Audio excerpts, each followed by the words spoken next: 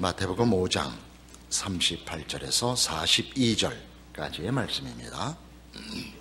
또 눈은 눈으로 이는 이로 갚으라 하였다는 것을 너희가 들었으나 나는 너희에게 이르노니 악한 자를 대적하지 말라. 누구든지 내 오른편 뺨을 치거든 왼편도 돌려대며 또 너를 고발하여 속옷을 가지고자 하는 자에게 겉옷까지도 가지게 하며 또 누구든지 너로 억지로 오리를 가게 하거든 그 사람과 심리를 동행하고 내게 구하는 자에게 주며 내게 꾸고자 하는 자에게 거절하지 말라. 오늘 본문 말씀은 서기관과 바리새인의 의보다 나은 예수로 말미암는 하나님의 백성들의 의를 가르치시는 중요한 내용들입니다. 그것은 보복의 원리를 벗어나며 법적 권리나 세상의 힘을 능가하는 하나님 나라의 의라고 가르칩니다. 그것은 오른편 뺨을 맞으면 왼편 뺨을 대는 것이며 속옷을 달라 하면 겉옷을 주는 것이요 억지로 오리를 가자 하면 심리를 가야 하는 하나님 나라의 의입니다. 그러나 이 차이는 서기관과 바리새인들이 추구했던 의와 예수 그리스도 안에서 하나님의 백성으로서 가지는 의는 근본적인 면에서 차이가 있는 것이지 세상에서 추구하는 윤리나 도덕이나 법적 기준 혹은 내용보다 더 가는 이상, 완벽이라는 것을 명분으로 요구하고 있는 것과는 다릅니다. 예수를 믿는 사람이 사랑을 해야 된다, 용서해야 된다, 당연한 얘기지만 무엇을 근거로 하여 어떻게 그게 가능하냐, 어떻게 그런 의를 예수님이 우리에게 요구하셨느냐가 예수 안에서 성경적으로 이해되고 우리를 찾아오시는 하나님의 가르쳐 주심으로 확인되지 않는다면 이것은 더 지키기 어려운 불가능한 하나의 법이 되고 말 것입니다. 우리는 이 근본적인 차이, 서기관과 바리새인들이 지키려고 했던 의와 그 근거와 대비되는 예수 안에서 허락되는 진정한 하나님의 의의 차이를 오늘 살펴볼 것입니다. 마태복음 18장에 가시면 21절 이하에 이런 비유가 나옵니다. 그때 베드로가 나와 이르되 주여 형제가 내게 죄를 범하면 몇 번이나 용서하여 주리까? 7번까지 하오리까?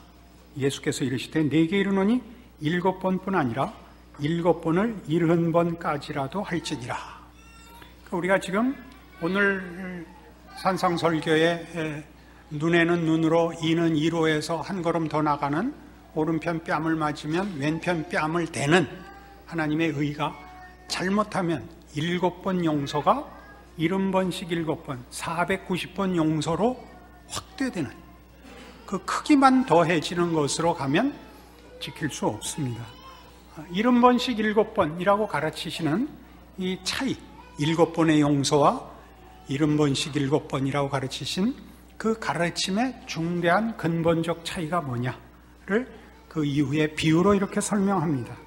그러므로 천국은 그 종들과 결산하려 하던 어떤 임금과 같으니 결산할 때 10,000달란트 빚진 자 하나를 데려오매 갚을 것이 없는지라 주인이 명하여 그 몸과 아내와 자식들과 모든 소유를 다 팔아 갚게 하라 하니 그 종이 엎드려 절하며 이르되 내게 참으소서 다 갚으리이다 하거늘 그 종의 주인이 불쌍히 여겨 놓아보내며 그 빚을 탕감하여 주었더니 그 종이 나가서 자기에게 100데나리온 빚진 동료 한 사람을 만나 붙들어 목을 잡고 이르되 빚을 갚으라 하매 그 동료가 엎드려 간구하여 이르되 나에게 참아주소서 갚으리이다 하되 허락하지 아니하고 이에 가서 그가 빚을 갚도록 옥에 가두거늘 그 동료들이 그것을 보고 몹시 딱하게 여겨 주인에게 가서 그 일을 다 알리니 이에 주인이 그를 불러다가 말하되 악한 종아 내가 빌기에 내가 네 빚을 전부 탕감하여 주었거늘 내가 너를 불쌍히 여김과 같이 너도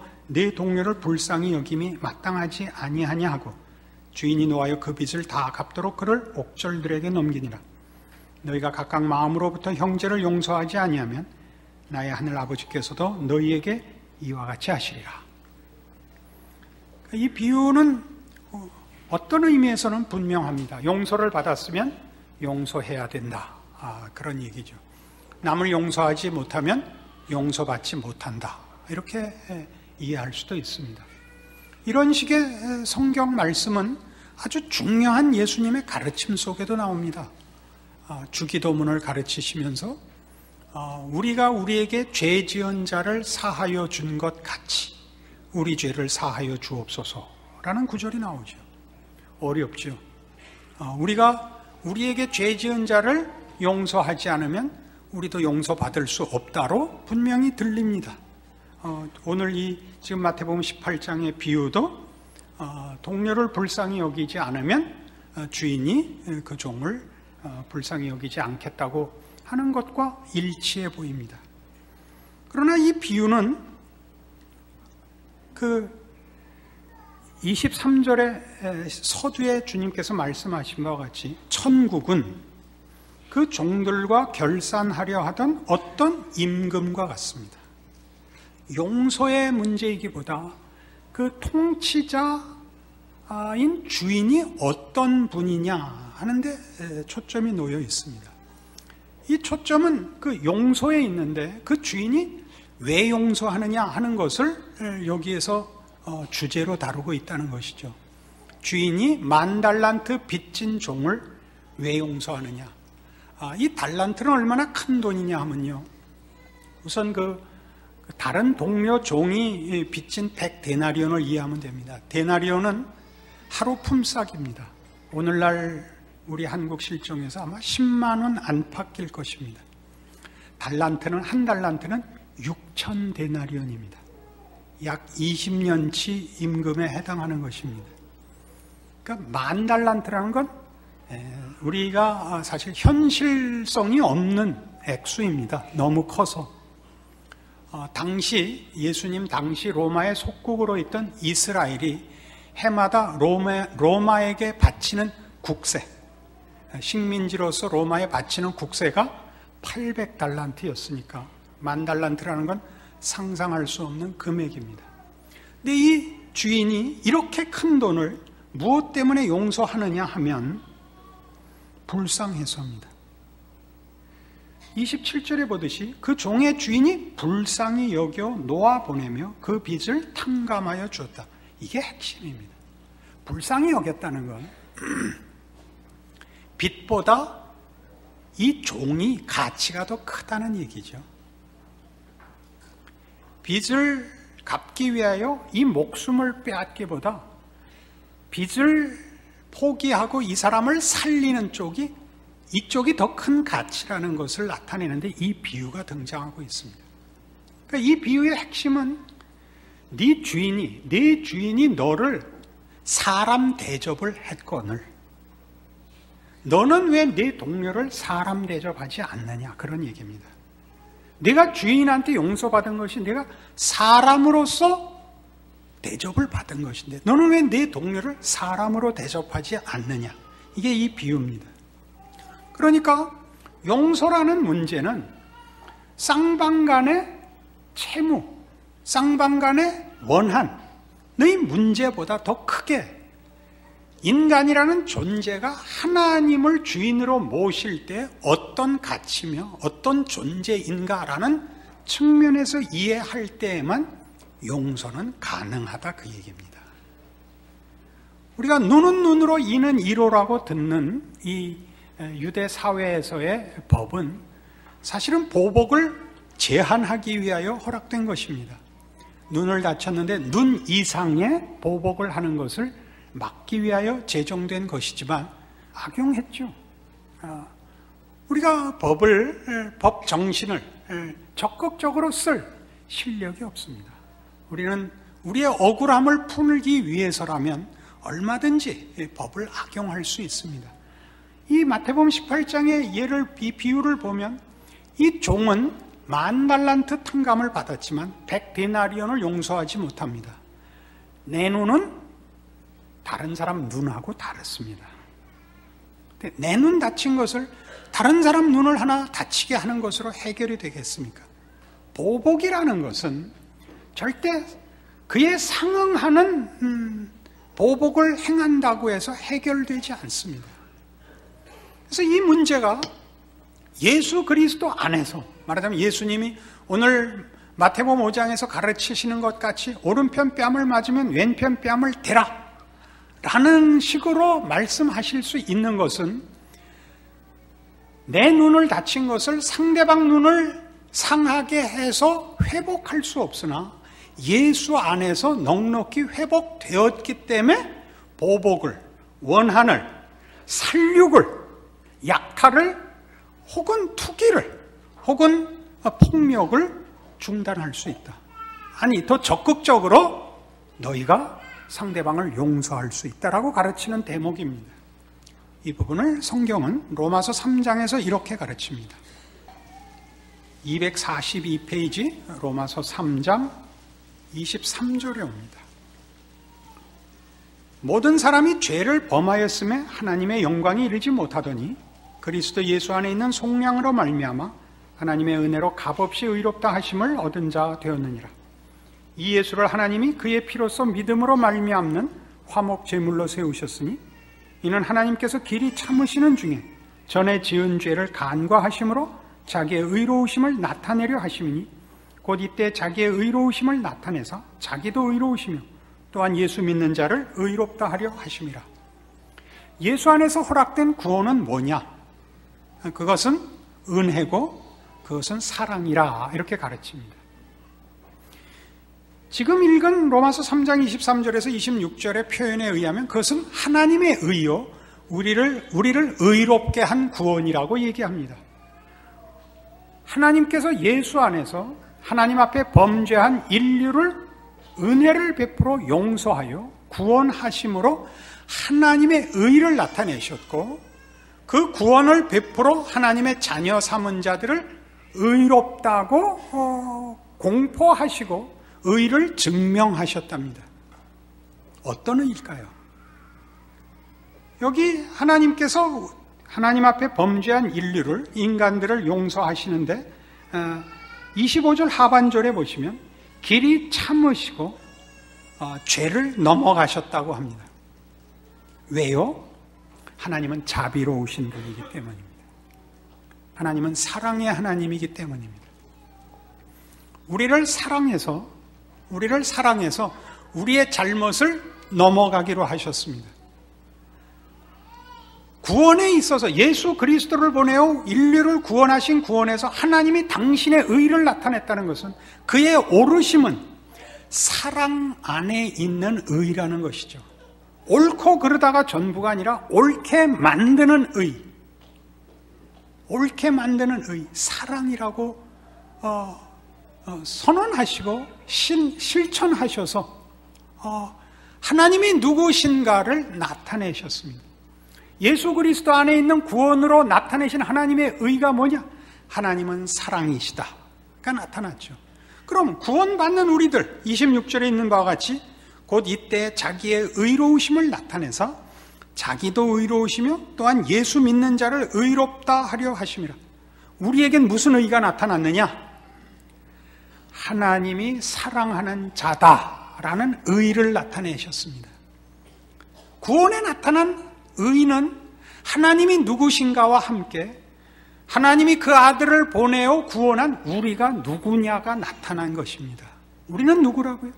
하나님의 사랑을 받는 자입니다. 하나님이 사랑하시는 자입니다. 그것이 모든 용서의, 기독교가 말하는 하나님 나라의 의의 본질입니다. 사랑입니다. 어떤 사랑?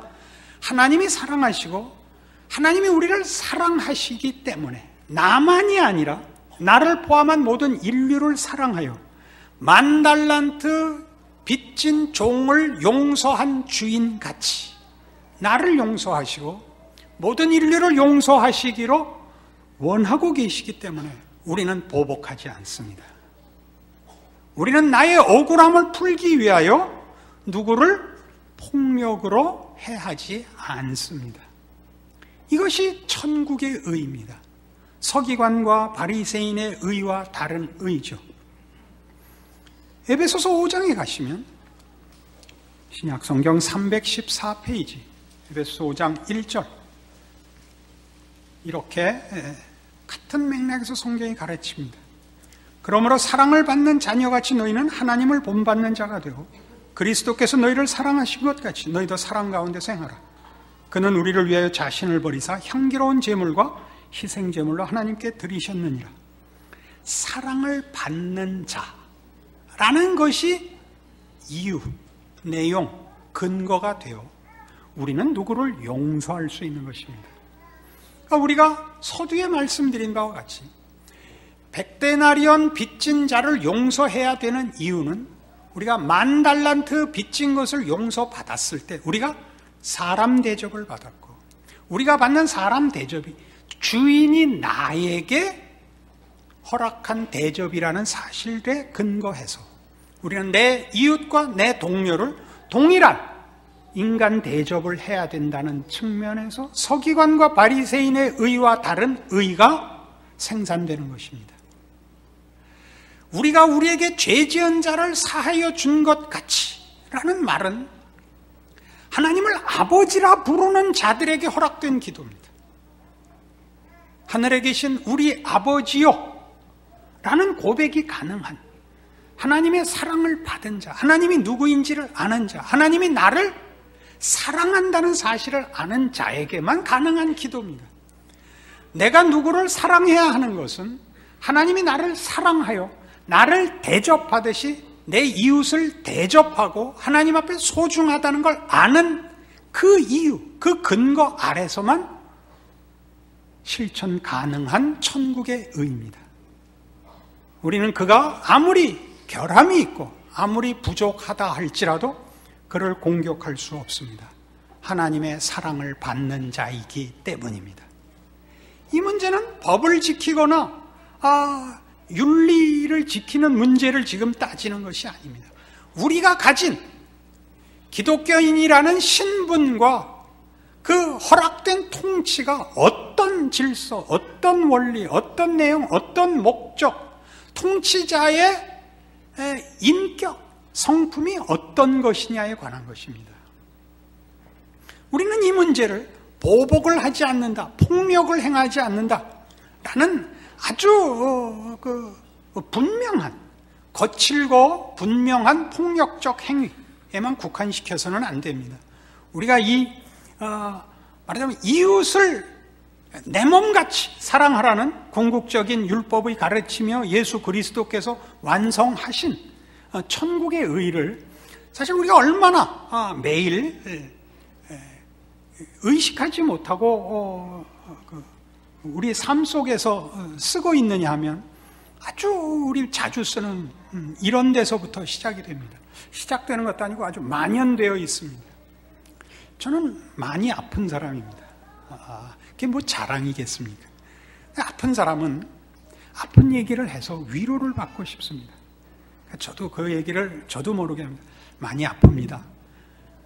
어떻게 아프십니까? 아침에 일어나도 한 번도 상쾌하지가 않고 오는 감기 가는 감기 다 걸리고 아직도 내복을 입고 있습니다. 그러면 꼭 있다고 얘기를 해요. 면역력이 떨어져서 그래요. 그건 저도 안 되니까요. 의사 선생님이 그러는 건 되는데 우린 뭐라 그러냐면 목사님 그렇게 아프신데도 어떻게 훌륭하게 목사 일을 하세요? 그러셔야죠. 그러셔야죠. 여러분 아픈 사람을 만나면 꼭 그거 하세요. 얼마나 편찮으세요. 참 그래도 용하세요. 그래도 그걸 굳굳이 견디시는데요. 오늘 제가 뭐 맛있는 거 사드릴게요. 그렇게 하세요. 그걸 하셔야죠. 그게 우리가 못하는 거예요. 상대방의 처지를 내가 이해해서 빨리 입을 닫고 싶죠. 우리가 제일 못하는 게 뭐냐면 상대방 얘기를 끝까지 못 듣는 거예요. 빨리 입을 닫고 그건 이렇고 이런 얘기 아니야. 왜 그러죠? 우린 여유가 없습니다. 우리 영혼의 만족이 없기 때문에 우린 누구의 불평과 누구의 원한을 들어줄 여유가 없습니다. 물론 위로할 힘은 없습니다. 빨리 입을 닫고 말죠. 나는 아직까지 그것이 사건으로 나타나진 않았을지라도 무슨 사건이 터지든지 간에 내가 모든 사건을 해결할 능력이 없다는 걸 압니다. 억울함과 분노와 자폭이 근본적으로 우리의 이 한계 속에 가장 중요한 본질로 자리하고 있다는 걸 알기 때문에 우리는 싫은 소리도 듣기 싫고 누구의 넋두리를 들어줄 힘도 없습니다. 거기에 대한 얘기입니다. 여러분은 하나님이 사랑하시는 자입니다. 여러분이 현실적으로 하나님의 사랑이 여러분이 요구하는 식으로 나타나지 않아서 혹 만족하시지 않고 확인되지 않을 수는 있지만, 여러분이 하나님을 아버지라고 부르신다면, 예수를 믿는다고 고백하신다면, 성경이 얘기하는 식으로 얘기를 하자면 여러분은 하나님의 사랑을 받고 있기 때문에 하나님이 여러분을 사랑하여 그의 아들을 주신 하나님의 자녀입니다. 이걸 놓치면 우리는 아무런 힘을 가질 수 없습니다. 우리는 신앙인으로서 살아갈 수가 없습니다. 우리에게 요구되는 천국의 의라는 것을 다만 명분으로는 절대 지키지 못합니다. 자기 확인을 위해서 쓸 수가 없습니다. 늘 갈증을 느끼고 늘 부족한 것을 본인이 알고 있을 것 아닙니까? 그래서 이 문제는, 성경이 말하는 이 문제는 지금 에베소서 5장 1절에 보는 바와 같은 그러므로 사랑을 받는 자녀 같이라는 말을 여러분들이 제대로 이해하지 않는 한 여러분은 여러분 자신에 대한 자존감을, 만족을, 감사를 가질 수가 없습니다. 그러니까 이 문제는 골로새서 3장에서 이렇게 좀 더 자세히 나옵니다. 이 표현 속에 있는 여러분의 신자된 특권들을, 여러분에게 허락된 하나님의 은혜들을 분명히 하는 말씀이기를 바랍니다. 326페이지 골로새서 3장 12절입니다. 그러므로 너희는 하나님이 택하사 거룩하고 사랑받는 자처럼, 하나님이 택하여 거룩하고 사랑받는 자로서입니다. 어떻게 하라고요? 긍휼과 자비와 겸손과 온유와 오래 참음을 옷 입으라. 이것들은 고급한 윤리가 아닙니다. 그보다 더 가는 겁니다.